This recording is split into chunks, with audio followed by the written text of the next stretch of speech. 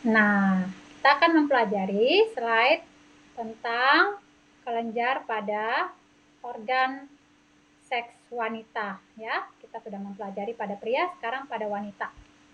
Nah, itu disebut kelenjarnya itu ovarium.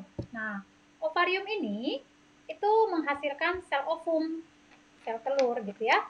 Dan ketika sudah dewasa, dia akan mendorong sel ovum tadi ke uterus gitu. Nah, jadi dia pertama-tama sel ovum itu ada di seperti kayak tuba falopi ya, dua gitu kan.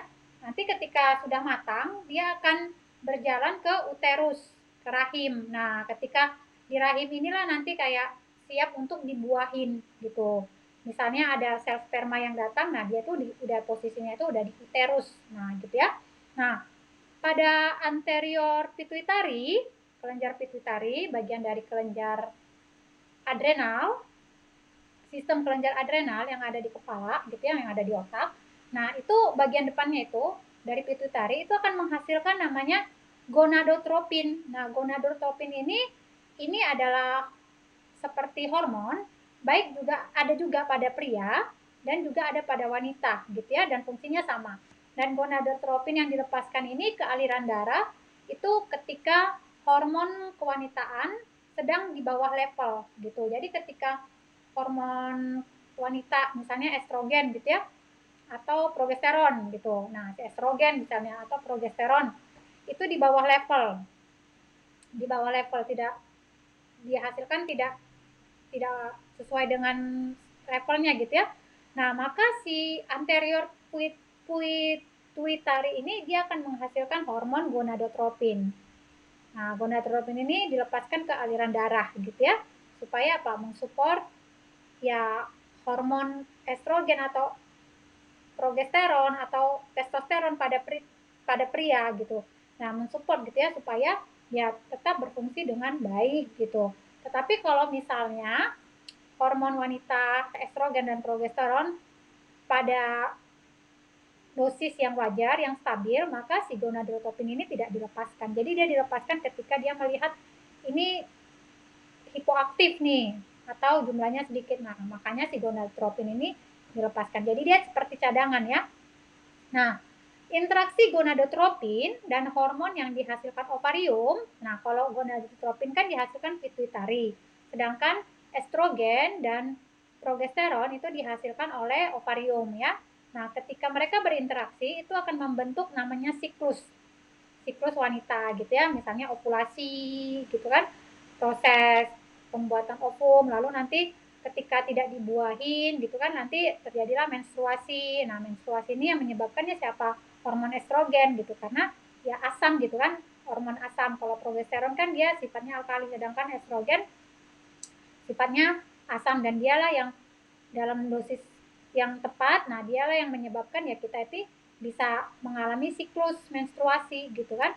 Kalau tidak ada estrogen gitu kan, nah nggak haid-haid, nanti bingung gitu, nggak menikah, masih single gitu ya, tapi nggak mens gitu, bisa sekali 3 bulan, bisa sekali 6 bulan gitu, berarti kan hormon estrogennya tidak benar gitu kan, tidak sedang ada masalah gitu, karena hormon estrogen itulah yang menstimulus cycle tadi secara periodik gitu, 21 sampai 28 hari dia yang menstimulus. Nah, si hormon apa? Hormon estrogen gitu.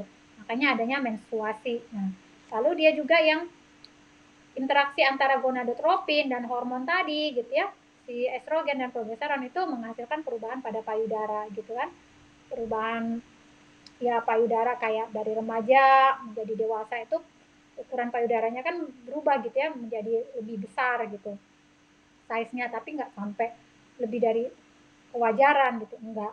Nah, orang-orang yang mengalami masalah pada payudara gitu kan, lalu disuntik hormon implan itu ya, itu kan hal-hal yang sintetis ya, baru hormonnya pun hormon sintetis, bukan hormon yang ada di dalam tubuh gitu, tapi hormon yang sintetik, dan itu ya itu agak bermasalah nanti di kemudian hari terhadap tubuhnya, karena harus melakukan implan atau menginjeksi sesuatu yang sifatnya sintetik dan itu sangat toksin gitu. Nah, hipotalamus pada otak itu turut berperan.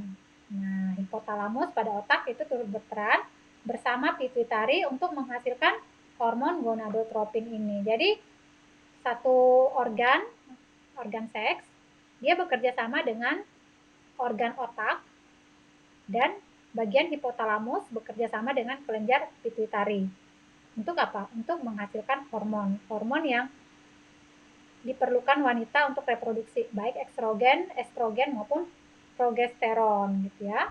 Nah, sekarang ketika sel telur, ovum sudah dewasa, nah dia kan didorong tuh ke rahim. Nah, rahim itu dia berbentuk telinga, teksturnya lunak gitu ya, berbentuk telinga, teksturnya lunak. Nah, rahim ini atau uterus itu dianggap sebagai rumah bagi sel telur yang dibuahin gitu. Jadi itu rumah gitu kan. Dan disinilah sel telur yang matang itu kalau tidak dibuahin maka terjadilah menstruasi gitu. Nah, tapi kalau dia dibuahin di dalam rumahnya ini, rahim ini, dia menjadi embrio dan nanti menjadi cabang bayi. Nah, disinilah dia mengalami proses pertumbuhan dan pendewasaan sel gitu ya, bermutasi dari 1 sel, 2 sel, 4 sel, 8 sel, 16 sel, 32 sampai nanti menjadi organ-organ lalu sampai menjadi bayi. Disitulah dia mengalami namanya pertumbuhan. Nah, rahim ini itu terletak di area panggul bagian tengah. Panggul bagian tengah gitu ya.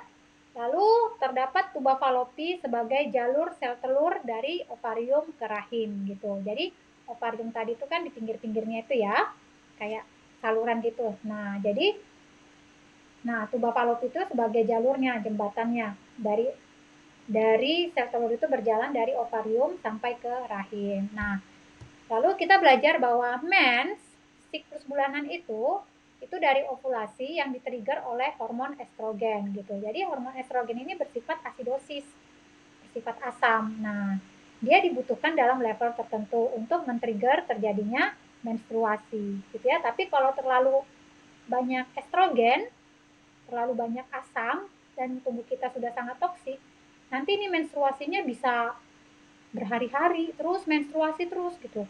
Kan normalnya 3 sampai 5 hari. Nanti dia bisa 2 minggu mensnya, lalu dosisnya banyak sekali, darahnya yang keluar gitu kan, bikin dia lemas gitu. Saya punya teman seperti itu gitu ya. Lalu frekuensinya cepat, baru 2 minggu mens. Terus seminggu lagi mens lagi gitu. Nah, itu kan berarti badannya itu sudah terlalu toksik, sudah terlalu asam gitu ya.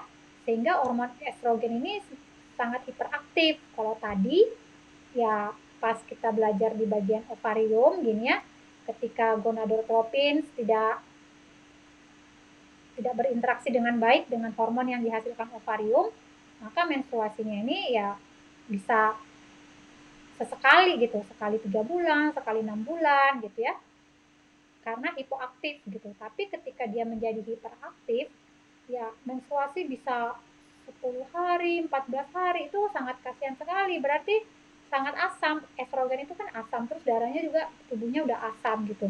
Jadi asam yang mendominasi. Nah, ini yang menyebabkan menstruasi sering dan lama gitu. Nah, untuk mengatasinya seperti apa ya? Tubuhnya harus dialkali.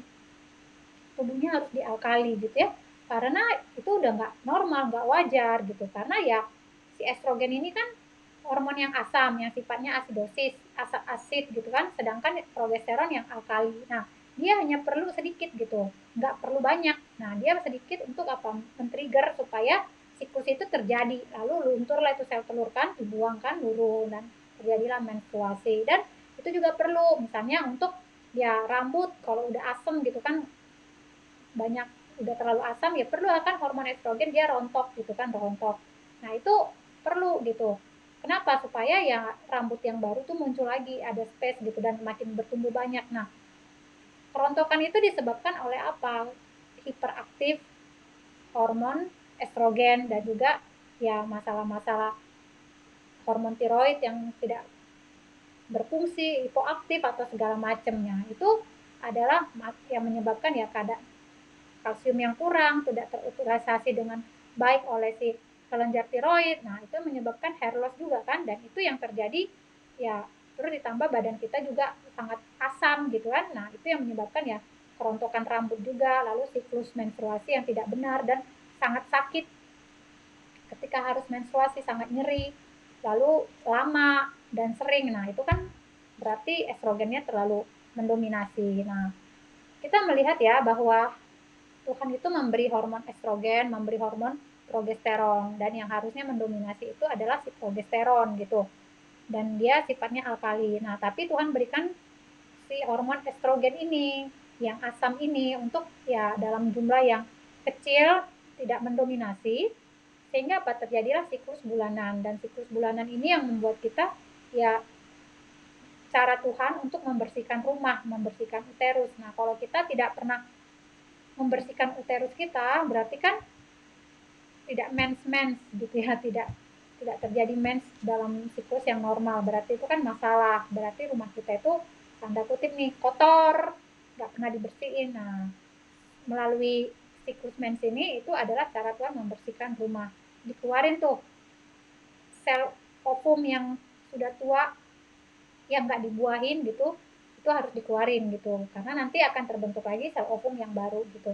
Kalau dia nggak dikeluarin, nanti di sana itu jadi zombie, asidosis gitu kan, bisa jadi masalah, bisa nanti jadi tumor di rahim, menjadi apa yang kita sebut gitu kan, karena harusnya dia dibersihkan gitu dengan siklus bulanan gitu. Jadi kalau ya sekali 3 bulan membersihkan, sekali 6 bulan membersihkan, berarti kan ada sel ovum yang tidak bersih nih, menempel gitu kan, kan tiap bulan menghasilkan sel ovum gitu kan. Nah, itu bisa ya nanti katanya tumor di rahim, baru ada ini di rahim gitu. Karena apa? Rumahnya tidak dibersihkan setiap bulan. Nah, ini pada bagian organ seks pada wanita ya, dan kelenjar seks pada wanita yaitu ovarium, dan ya temannya itu ya rahim, uterus.